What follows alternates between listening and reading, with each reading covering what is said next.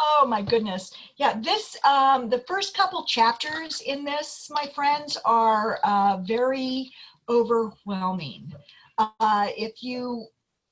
We go over each individual tooth type and the nitty gritty. This is the fossa, this is the that of each tooth.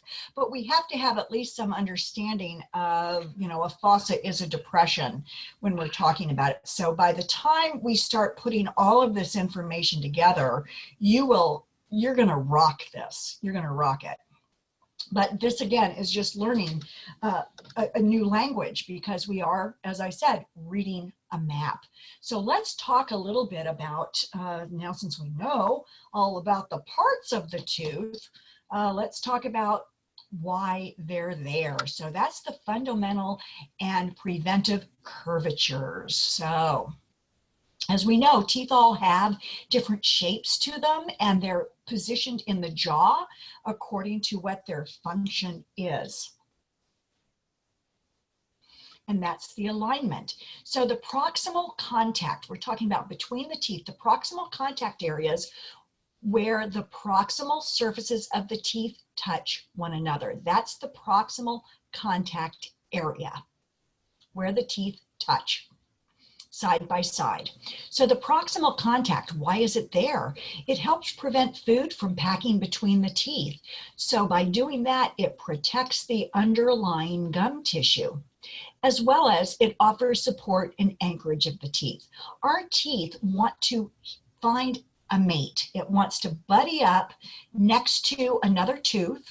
Okay, it likes being close to another tooth side by side, and it also likes to be used from the top and the bottom.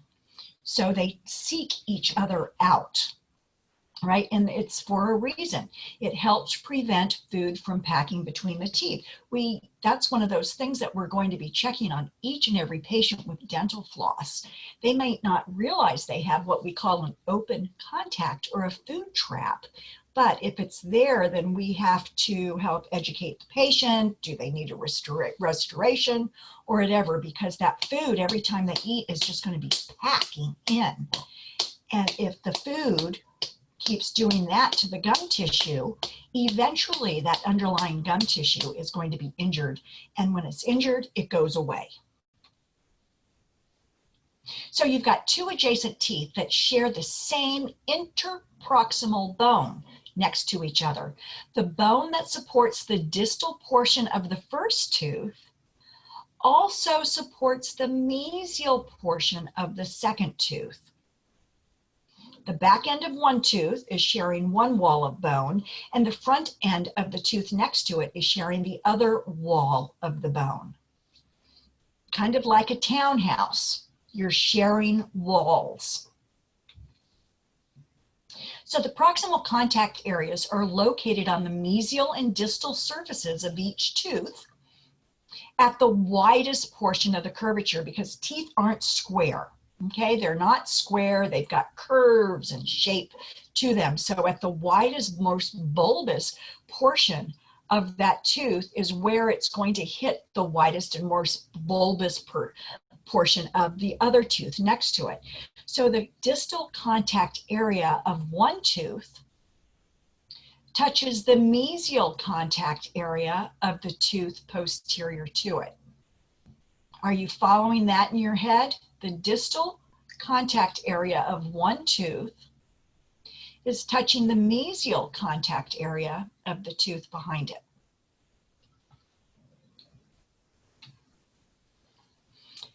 Proximal contact areas, okay? And they can be the flattened portion also where the tooth touches it next to each other. Sometimes they're bulbous, sometimes they're a little flat. The older we get, the flatter they are, because everything changes with age. Everything shifts with age, and even our teeth do that. Nothing is safe from aging. Okay, so these are contact areas. Don't get them confused with contact points. If you're in dentistry and know some of the language, a contact point has to do with how the teeth meet chewing surface-wise. Okay, that's a contact point. A contact area is on the proximal surface, and an area is wider and larger than a point. The contact point is where the occlusal cusp of the tooth touches the occlusal portion of another tooth of the opposing arch. So again, the occlusal surfaces are contact points, and the contact area is interproximally. So when your dentist has the patient biting down on articulating paper or marking paper or carbon paper or whatever terminology you understand, they bite and they go bite, bite, bite, go side to side, grind, grind, grind, and then they look at the markings of the tooth, that is illustrating where their contact points are. Floss checks the contact areas. So the proximal contacts don't take up the entire tooth, but it's a considerable portion of the proximal surface, okay? And it touches the tooth next to it. So this is the contact area here on this tooth and the contact area here on this tooth. Now this is a mandibular canine. I don't expect you to know that yet, but it's a mandibular canine. This is the mesial. I know because it is anterior, okay, and it's higher than the distal portion. But look at the contact area here versus how wide and broad the contact area is on the distal surface.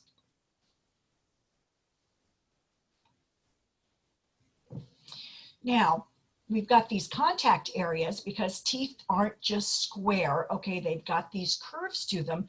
So the interproximal spaces are these triangular shaped spaces between the teeth that are formed by the bone on one side and the proximal surface and their contact area of the other side. So we've got all of these spaces. All right, so we have, look at this, interproximal space here. It's triangular. This is usually covered in with gum tissue known as your interdental papilla. Interdental, between the teeth, papilla, okay? This is covered with gum. But you also have, okay, we're talking little spaces, we're talking embrasure spaces. All of the spaces are embrasure spaces. This is an incisal embrasure space. The teeth are curved, okay? They're not flat across. We've got pointy teeth with cusp tips and other things. So this is an embrasure space as well. This is an embrasure space, which again is normally covered with your interdental papilla. So these interproximal spaces, you've got your contact areas form the apex of the triangle. You've got the wide portion of the triangle and the tip of the triangle. And the proximal surfaces form the sides, and the alveolar bone makes the base. All right, this is the bone, the base of the triangle. The proximal surfaces make the sides of the triangle. The spaces are normally filled with gingiva, okay? And the space is wider cervically than occlusally to provide more access for the vascular support to nourish the interdental bone and papilla. So the space is wider cervically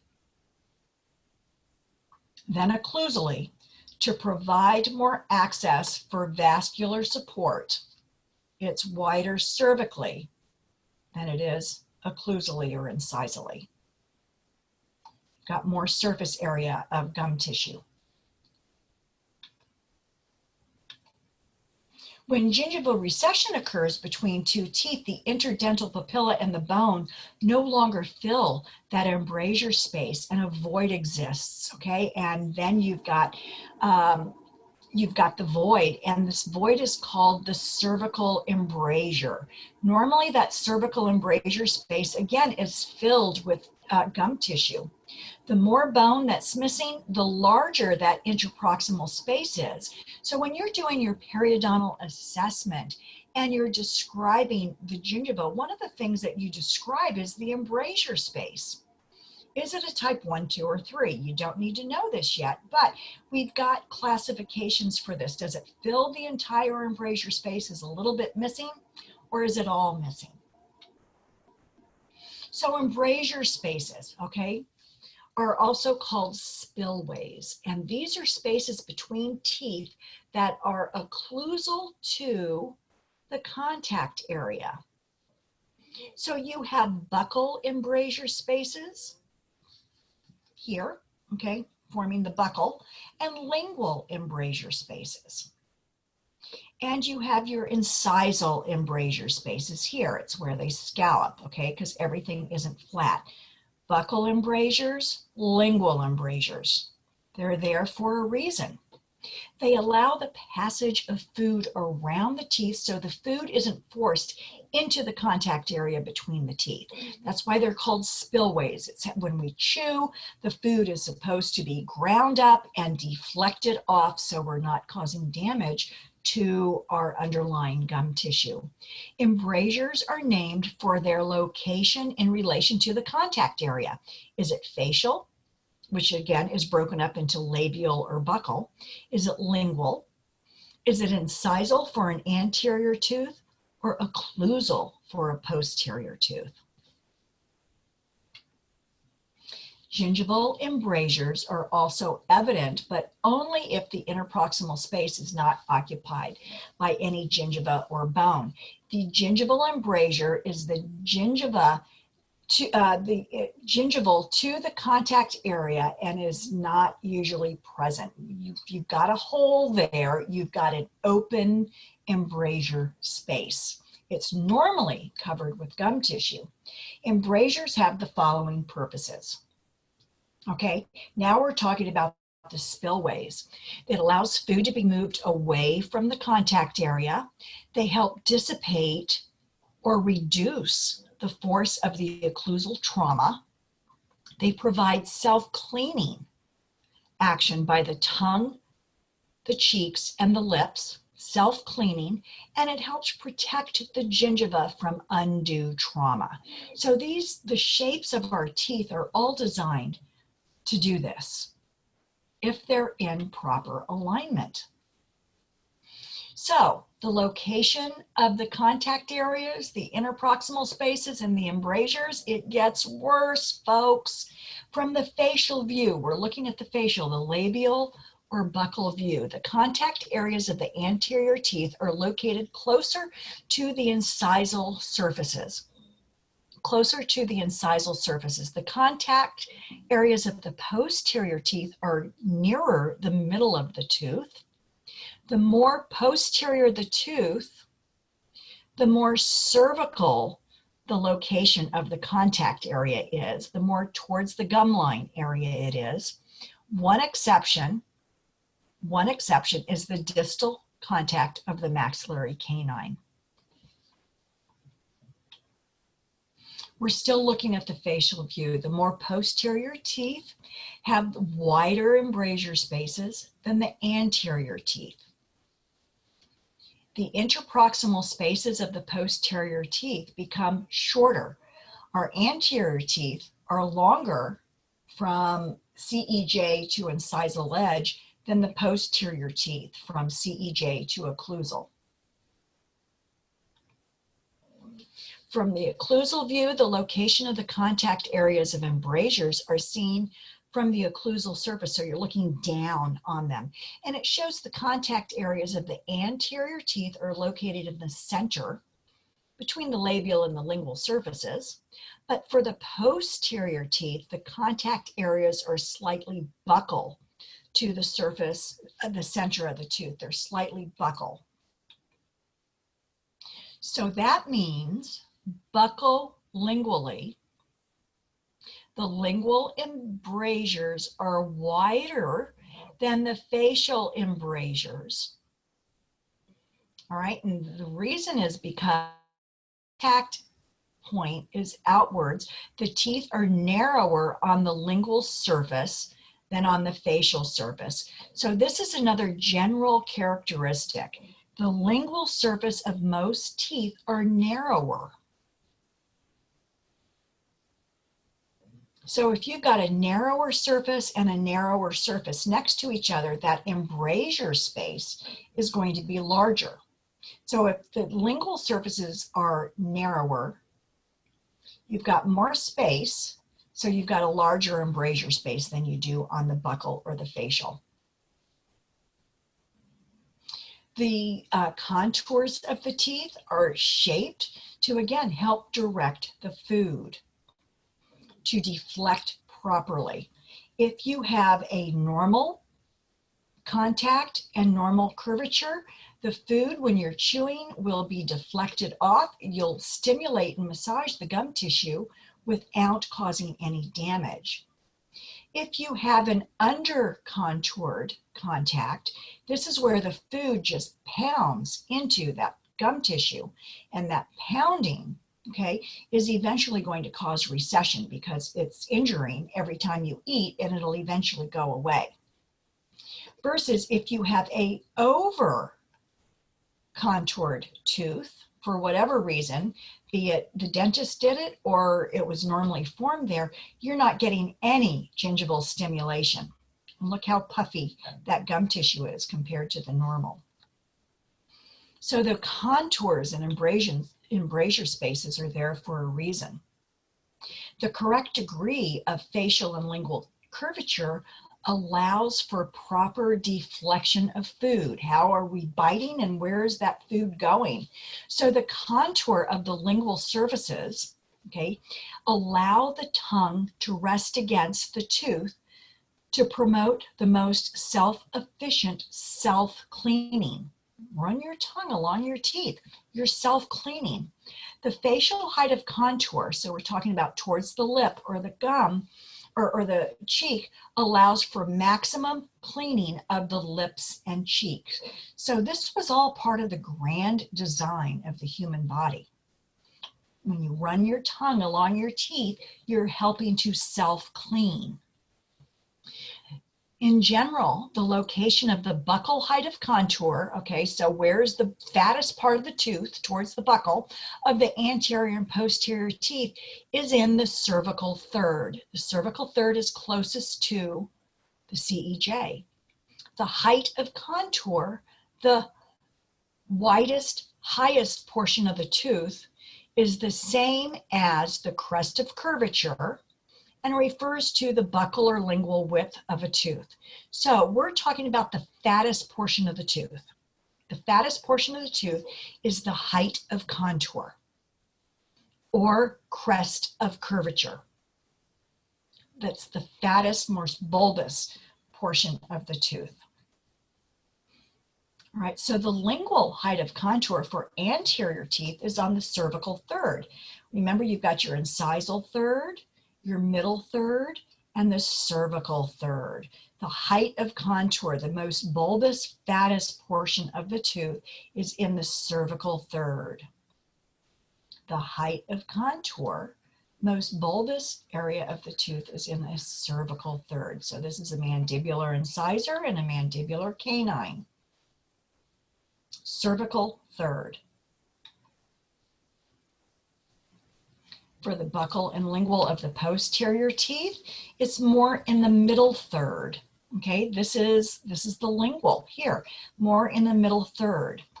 This is the cervical third here. This is more the middle to occlusal third. So the height of contour changes. The normal amount of curvature found in most facial contours is approximately 0.5 millimeter and is somewhat less lingual to the anterior teeth. I'm not going to make you remember this, okay?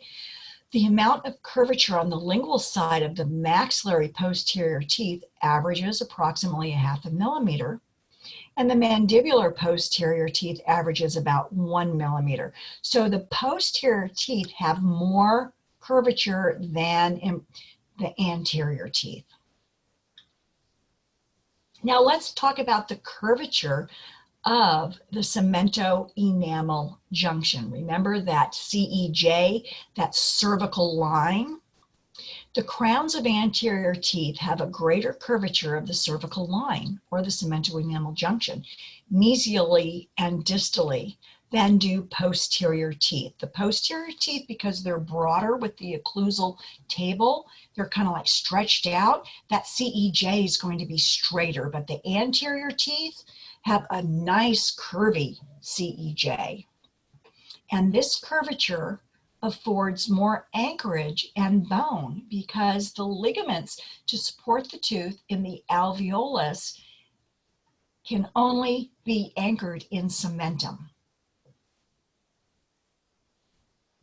So we're looking at the CEJ.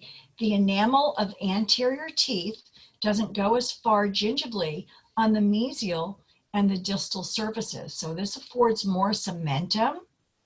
Okay, we're going to be repeating this when we get into tooth types. The periodontal attachment cervical line.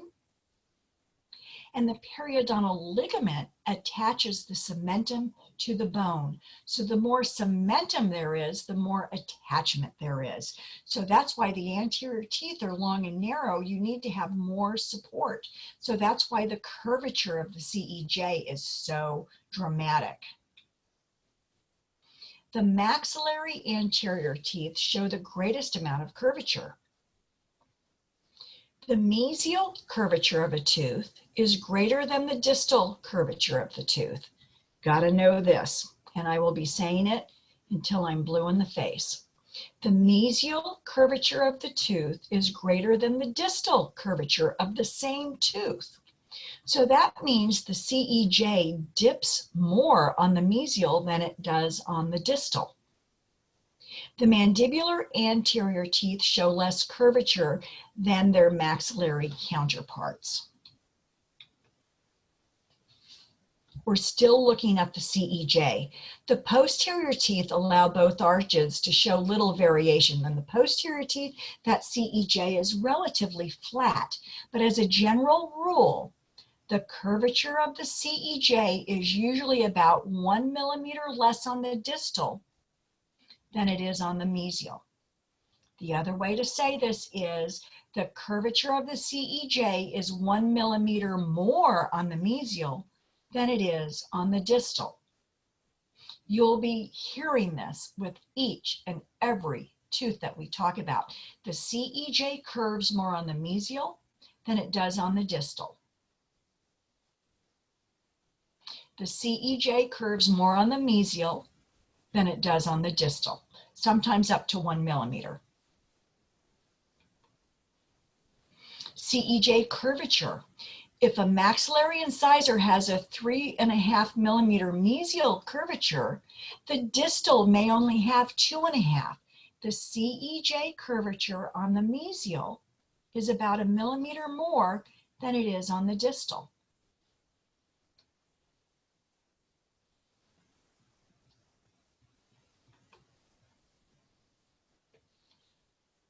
For self-cleaning qualities, to the extent the teeth are self-cleaning, okay, if they're placed properly, the enamel is very smooth, the shape of them, food should be deflected. The smoothness of the enamel helps the food and the sticky substances to actually slip off the crown. We call them self-cleansing, detersive action. The smoothness allows it to be relatively free of bacteria, which will then lessen the decay as well as periodontal disease if you've got nice, slippery, slick teeth. The shapes of the teeth reflect their functions as well as self-cleansing capability. Remember, the incisors incise or bite into teeth. The canines pierce and hold. The premolars are shaped so that the food's deflected onto the occlusal surface more towards the back to help grind up the food. Because the premolars, remember, the buccal or facial cusp acts like a canine to grasp and pierce, versus the lingual can help grind. And as the food gets deflected back, you're grinding, grinding, grinding. Miss D? Yeah. There's a question on the chat box. It's saying we won't be tested on the measurements, correct? The measurement is going to be that you're tested on is that the CEJ can be 1 millimeter more on the curve, more on the mesial than the distal, or the CEJ can curve 1 millimeter less on the distal. That's the concept I want you to take away. It always curves more on the mesial. Thank you. Okay, thanks for letting me know. When the food's introduced into the mouth, okay, you bite into something, it's aided by the tongue and the cheeks, and it's pushing the previously pulverized food to the back, okay, of the molars. And this process continues from molar to molar until the food reaches the back of the mouth and it's swallowed. So if deep pits and fissures on the occlusal surface of the tooth are there, some of the food debris remains after eating. If we've got very geographically shaped hills and valleys and mountains and valleys and pits in our posterior area, we're going to have more food that doesn't slip off. So these pits and fissures provide a method for dissipating the extreme occlusal forces, okay, when we're chewing. Okay, it's at a very high force, and so this helps equalize the force a little bit so we don't do any damage, and it results in the interdigitation of the cusps in the process of grinding the food. Inter, between, digitation, so it's just how everything meets. So these pits and fissures act as spillways on the occlusal surfaces. It helps guide the food. Spillways, it helps guide the food. Now, modern dentistry has found ways to reduce the pits and fissures in teeth. They can be polished out. You can make tiny uncleanable holes, okay, that can aid in the dissipation. We can also cover and fill in that pit with a sealant or a bonding procedure, and that's where dental sealants come in. But the doctor can reshape the occlusal surfaces a little bit to help with the self-cleansing action. Okay, odontectomy, okay, it's the removal of odon, okay, the odonto blasts, okay, you're removing it or you're reshaping it. Plasty is reshaping. So that's the hard tissue. Let's look at the soft tissue as well as the bone. The periodontium is the supporting, all the supporting tissue of the adjacent teeth. It consists of the free gingiva, the attached gingiva, the alveolar mucosa, okay, we looked at that last week, and the cementum, the periodontal ligament, and bone. So these tissues are all essential for the support and anchorage of the teeth. The buccal and lingual contours of the teeth are shaped so that food is effectively deflected off without injuring our periodontium. So we saw this in another picture, the angle that the food is deflected. All right, A is normal deflection. It stimulates the gum tissue. B is when you have food impacting and it's injuring the gum tissue because it's pounding. And C is when you're not getting proper stimulation. So look at the contours. This is an under-contoured tooth for whatever reason. So food is injuring the gum tissue. This is an over-contoured, okay? So food is deflecting off. So if the curvature is too extreme, the food's deflected in such a way that the gingival tissue isn't cleansed by that frictional action of the food as it deflects with it. So we've got food scraping against the gum tissue and the teeth, and that is the self-cleansing action, okay? In this situation, the bacteria can't be removed from the free gingival collar around the tooth, so it could begin to then destroy the gingival tissue. The contact areas are equally essential to the health and maintenance of the periodontal tissue. If you have an open contact, okay, where they don't touch each other, then food can be allowed to be packed in between the teeth and remain there. The saliva is trying to digest the food, the bacteria is captured in there, and the gingival crevice then can cause periodontal breakdown of these tissues, and you can get infection from it. And infection is gingivitis in periodontal disease. So that contact area is really essential. And if it's wide open, as in a diastema, remember if you have a real open space between your teeth, food can be forced into the interproximal space, but doesn't remain because it's extremely large. So an open contact is one thing versus having to be a food trap. It's open and you're wedging food in, but if it's a true open contact, the space is so big, the food's just getting sucked out. So if the deflection of the food is at an extreme angle, you can have recession of the gum tissues.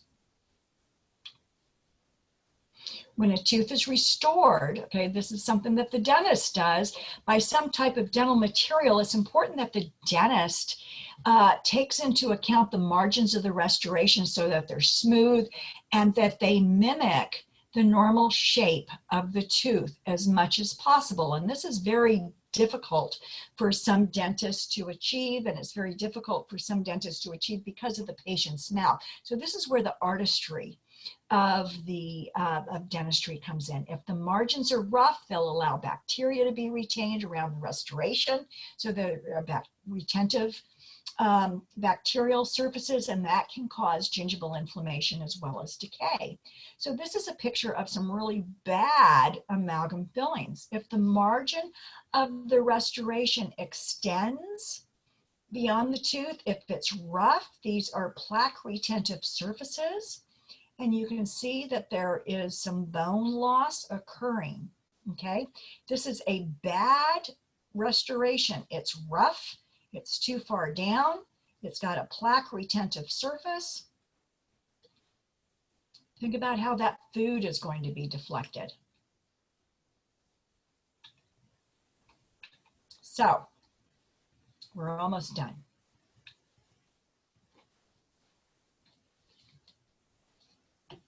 Anterior teeth are called facial or labial. Posterior teeth are called buccal or facial. So anything can be the facial, but the facial is divided up into labial or buccal.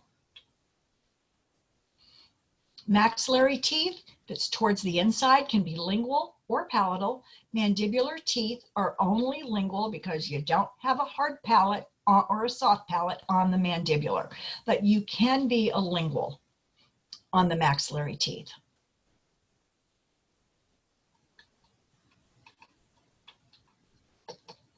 Anterior teeth have incisal edges versus posterior teeth have occlusal surfaces.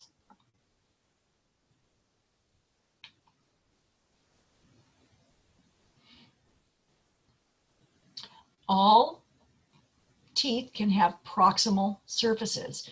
The mesial surfaces are proximal surfaces that face the midline. The distal surfaces are surfaces that face away from the midline. The midline is towards the nose, the center of your face. Yeah. I'm really struggling with the difference between mesial and proximal. Can you explain that? Proximal surfaces are those, if you have a tooth next to it.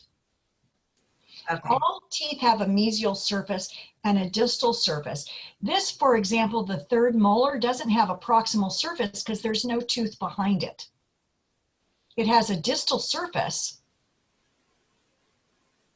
So Ms. D, the proximal is just like it's proximal because it's approximated next to the distal here. So these have proximal surfaces.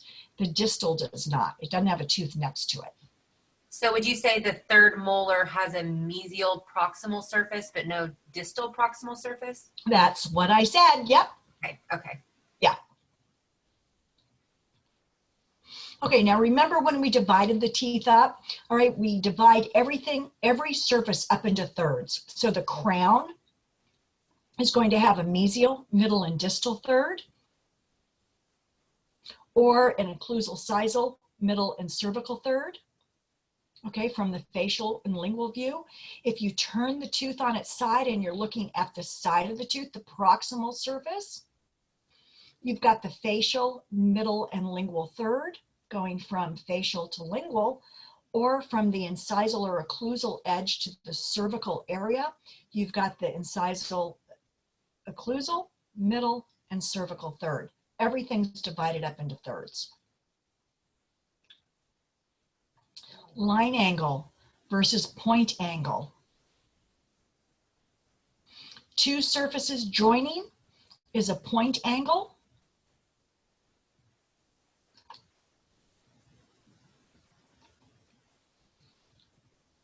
Three surfaces joining is a line angle. The crown to root ratio has to do with how long the crown is compared to how long the root is. Which are the largest teeth in the mouth, the longest teeth? Do you remember? Maxillary canines. Maxillary canine or canines, yes. Now, when they're talking crown to root ratio, look, this is their depiction of a central incisor. Your crown and your root are almost the same size. They're not. The root's a little bit longer compared to the canine. This is the crown and how long that root is. That's the crown to root ratio. Mrs. D, excuse me. I just want to make sure you just said point angles are where two surfaces meet. No, point is 3, line Okay. is 2. That's okay. Good. Just wanted to make sure. Thank you. Mm-hmm.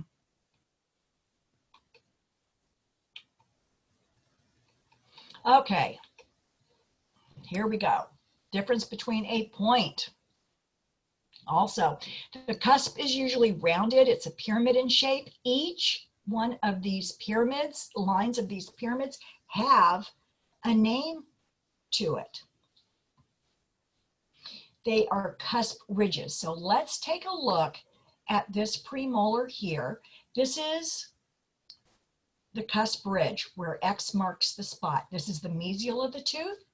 This is the distal of the tooth here. So you are looking at this cusp. It's one cusp. All right. This is the mesial cusp ridge. This is the distal cusp ridge of the buccal cusp.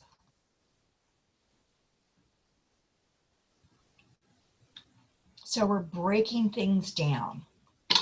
Oops, excuse me. Most cusps are named after the closest tooth surface or the line angle.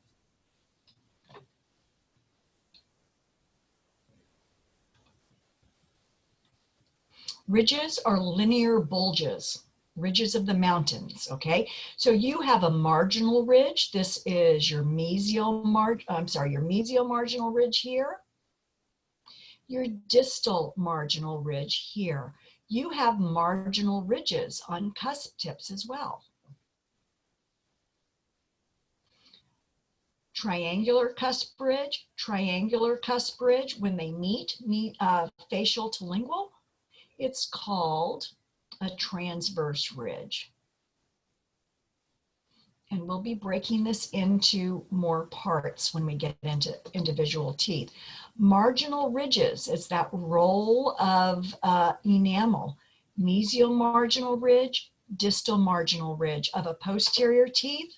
You've got your mesial marginal ridge and your distal marginal ridge of an anterior tooth.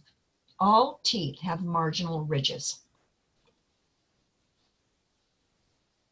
Two triangular ridges that join can form either a transverse ridge or an oblique ridge. A transverse ridge goes from the buccal to the lingual, versus an oblique ridge goes off to the side. Distolingual, okay, to the mesial. Distobuccal, I'm sorry, to the mesial lingual. Here, it's oblique.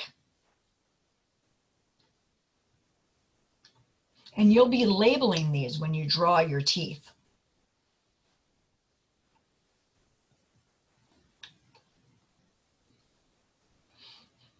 You can have mamelons on anterior permanent teeth. These are where the 3 lobes come together. And you've got your developmental groove here. Your mamelon are those little curves that often wear down as the teeth get used. Anterior teeth only have mamelons, incisors. You've got little bumps on the teeth too, and they can be very small wave-like ripples of the enamel of newly erupted teeth. All right, and this is histologically what it looks like. These are pericomata, little ridges, and you'll see the little ridges here sometimes, and you'll see the pictures when they're drawn in, they'll have little ridges here. These tend to get worn down too as the teeth get used. Cervical ridges. I'm just curious, are these pictures are not at all in the book, correct? These are all just on your PowerPoints? Yes, because they're a Lippincott book, yeah. Okay, I haven't seen them. Yeah, I steal a lot of information from, there's not one perfect oral anatomy book out there, so this is really 3 textbooks that I've put together. Okay, all right, thank you. Okay, pericomata, ridges. Cervical ridges, all right, this is a cervical ridge. It's just the biggest bulge of a tooth on the facial or lingual surface. Depressions or grooves, shallow bowl-like depressions. Okay, depressions, they oftentimes will have a groove or a pit. A pit is where the grooves meet. So this is where cavities can form. So this is the mesial portion of the tooth, this is the distal portion, this is the buccal and the lingual. I'm not just going to have a cavity in the occlusal of a tooth. I am going to say there's a suspicious area in the mesial occlusal pit of tooth number something, or the central pit, or the distal pit. So can you see where it's important to be able to name everything? This is an incisor here with a lingual pit.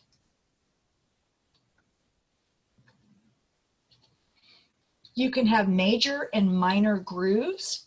The major grooves are where the developmental lobes meet. Minor grooves are those little supplemental wrinkles or extra grooves. This is a maxillary first premolar. I know it's a premolar because it's got 2 cusps. I know it's a maxillary premolar because the cusps look like they're almost of equal size. And I know it's a maxillary first premolar because look at this here. It has a mesial marginal ridge going over. Okay, it's got a groove here going over the ridge. And this goes all the way up. And this is indicative of when we get into premolars, this is one of those classic, how can you tell what's different about the maxillary first premolar? It's got this guy. Major and minor fossae, major and minor grooves. Central grooves run mesially and distally. Major grooves are named for the surface or line angle they kind of aim towards. This is aiming towards the mesial. This is the central, this is the distal. So grooves that come to a point meet in a pit or a fissure, and that's where decay can often start.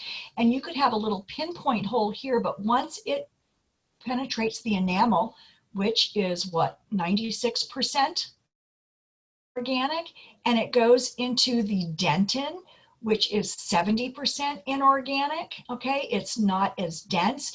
That bacteria can then spread, okay? So you can have a little pinpoint hole that you think is a cavity, but by the time the dentist cleans out all the decay, it's this huge area.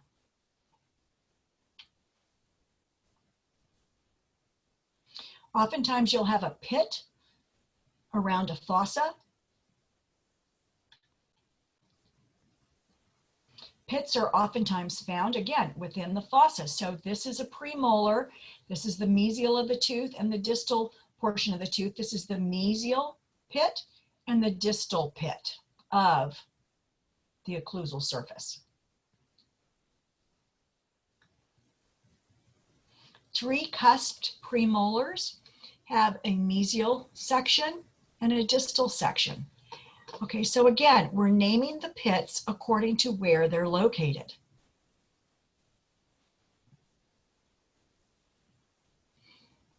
You've got your cemento-enamel junction that separates the anatomic crown from the root. The root is covered with cementum. The apex of the root tip has the cellular cementum, the apical third. If you have a split root, you have a bifurcation or a trifurcation. This is the furcation area.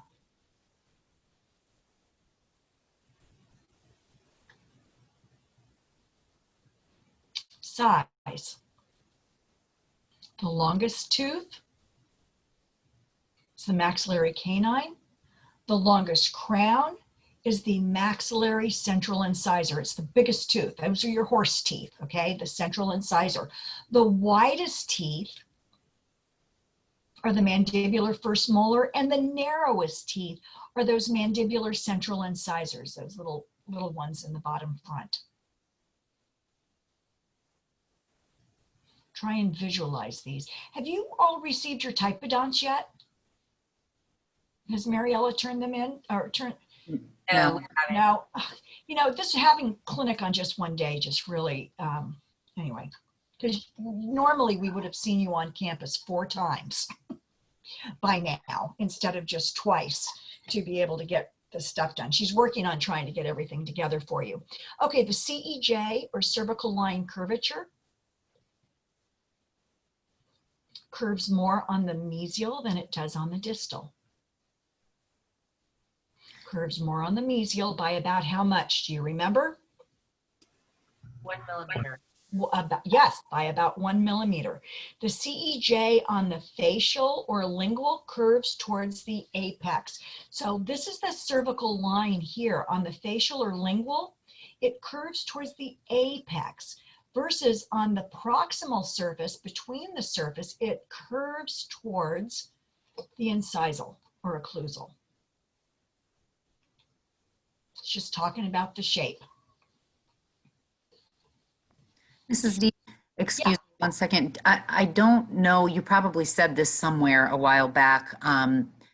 Is the mesial surface of a tooth, and I may be saying this all wrong, I know that the curvature is more, but is it also longer? Was that one of those things you were trying to? Yeah, the mesial is usually fatter and longer than the distal. Fatter and longer. Okay, good. And then just real quick to make 100% sure, somebody asked this earlier, the distal portion, we would not name it distal if it is the last molar. No, you'd still name it distal. It's still distal going towards the back. Okay. But it's not, it's the side of the tooth. The sides of the teeth are called proximal surfaces, but it's proximal more if it's in approximation of another tooth. And because your wisdom tooth doesn't have a tooth behind it, usually, the distal portion of the wisdom tooth, okay, doesn't really have a proximal surface that touches another tooth. Okay. That makes much more sense. Thank you. Okay. Yeah. And please stop me, because sometimes saying it, you know, different ways, and this is where the tutoring is going to come in too. Have they contacted you anything about tutoring? No. No. Okay. I'll work on that too. All right. You've got some very good students that have stepped up to help you. They can meet with you once a week on a Friday afternoon or whatever and just review stuff on whatever class or all the classes you want. One-on-one or group, they can do it. All right, so we've got a sulcular groove that runs mesial and distally. Think about how the teeth, you know, those lines of the teeth go from mesial to distal.